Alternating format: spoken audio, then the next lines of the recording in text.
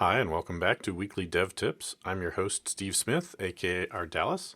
This is episode 44, with some guest tips on working from home that I hope you'll find useful. Are you a software developer looking to advance in your career more quickly? Would you find a mentor and a group of like-minded professionals valuable? If so, check out devBetter.com and read the testimonials at the bottom of the page. Sign up for a risk-free membership if you're interested in growing your network and skills with us. This week, we have a special guest, Andrew Locke, who, like me, does a lot of work with ASP.NET Core. Andrew, why don't you go ahead and introduce yourself for our listeners, and then just go right into the tips that you'd like to share. Hi, my name's Andrew Locke. I'm a developer and author of the book ASP.NET Core in Action. I live in Devon in the UK, but I work for a company in London. I work 100% remotely, which is becoming more and more common in the dev community, but one question I hear a lot is, how do you stay focused when you're working from home all day? That's one of those questions where the answer is going to depend a lot on the particular person asking it. Many people who haven't worked remotely before remember the occasional time they worked from home and worry about all the distractions that are around you. The TV, kids running around, all those little chores that need doing. So how can you cope with all this and actually be productive when working from home? I thought I'd share a few things that I found work for me. You might find some of them work for you too. Don't worry if they don't. A really important part of working from home for me is having a dedicated work area. We have a spare bedroom with a desk, and that's where I work when I'm working from home. There's two parts to this. First, it's important to have a comfortable chair and a desk that's the right height for you to avoid fatigue and injuries, so no slumping on a sofa with a laptop. Secondly, it separates my life into work and home. If you work in the same rooms as you relax and do other things in, it can be easy to get distracted. When I'm working, I'm in the office, and it's a lot easier to get into that working mentality. This also helps when you have other people in the house, as it's easy to say, if I'm in the working room, I'm at work. It's worth mentioning that some people find that even with this approach, being home all day is still too distracting, and they like to completely separate their work time by going to shared working areas or a coffee shop.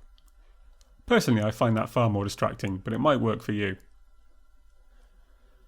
As well as having a dedicated work area, I find routine to be extremely useful. Whether you're able to follow a fixed routine or not will likely depend a lot on your specific job and your living situation, as well as other commitments.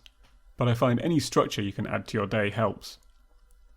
It's all part of getting into the I'm at work now mentality and trying to shut off other distractions. Of course, just because you're following a routine and working in your office doesn't mean that you should be head down working the whole time. Far from it. In fact, it's very easy to lose track of time when you're working from home and be sat still for hours. Not only is that bad for you physically, I find it's actually detrimental to my productivity in the long run. The first few weeks of working remote, I felt so productive in the morning. I would get my head down, code for several hours, and feel like I was really going strong. By the time it got to the afternoon, however, I was drained and unable to focus for the rest of the day. Instead, I find I can stay productive for a whole day by ensuring I take lots of small breaks. In particular, I often use the Pomodoro technique. There's lots about this approach on the internet, and there's various apps you can use to follow it, but I'll give a brief summary of how I apply it to my day. The Pomodoro technique involves working in relatively short timed blocks. So I set a timer for 25 minutes and focus 100% on the task at hand. When an alarm goes off, I take a 5-minute break. I make a cup of tea or a coffee, check my emails, anything really. When the break timer goes off, I get straight back to working again for another 25-minute block. After 5 blocks of working, I take a longer 30-minute break, so get some lunch or go for a run, before settling down to another 5 blocks of work. If you haven't tried it before, I strongly suggest giving the Pomodoro technique a go. Adjust the timings to what works for you. I was sceptical at first, but I found it helps me stay focused for a whole day without burning out in the afternoon. In fact, it's the approach I used to write my book, while also working a full-time job, and I don't think I would have managed that without it. It can feel unnatural at first to break up those long coding sessions, but it really pays off in the long run. The last thing I want to mention is the feeling that you're being unproductive when you're working from home, even if you aren't. Something I struggled with a lot initially was the feeling that everyone assumed I wasn't working hard when I was at home, so I felt like I had to go above and beyond just to show that I was, by not taking breaks or working longer than the hours I was paid for. I'm sure this is how a lot of people think when they start working remotely, but I really encourage you to fight against it. When I was working in an office, I wasn't working 100% of the time. In fact, I was way less productive in the office, so try not to beat yourself up. Take breaks, don't overwork yourself, and try and add some structure to your day. It's far more sustainable, and you'll probably find you're more productive than you ever thought you could be.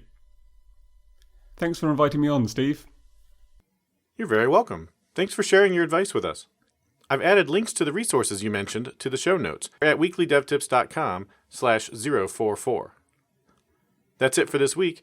If you want to hear more from me, go to ardallas.com/tips to sign up for a free tip in your inbox every Wednesday. I'm also streaming programming topics on twitch.tv/ardallas most Fridays at noon Eastern Time. Thank you for subscribing to Weekly Dev Tips, and I'll see you next week with another great developer tip.